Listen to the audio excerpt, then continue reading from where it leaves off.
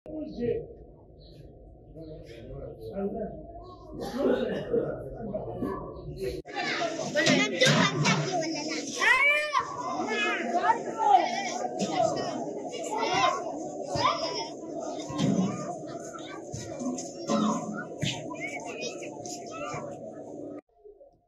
الله الرحمن الرحيم. اليوم هو 22 من شهر رمضان المبارك الموافق الأول من شهر إبريل لسنة 2024.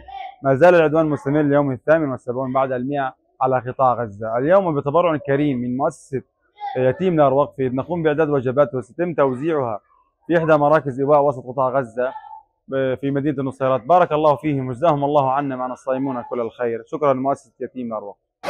شكرا للداعم وكل عام وأنتم بخير. شكرا للداعم وكل عام وهو بخير. شكرا للدعم كل عام وانتم بخير.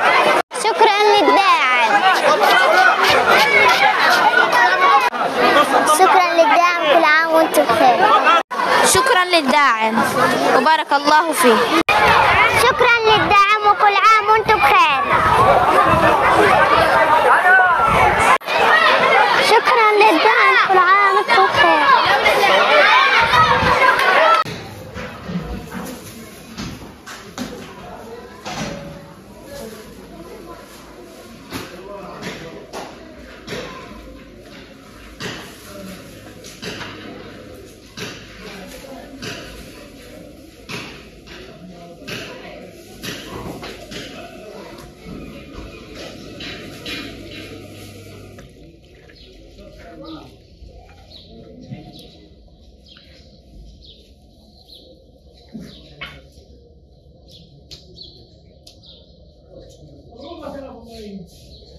Yeah?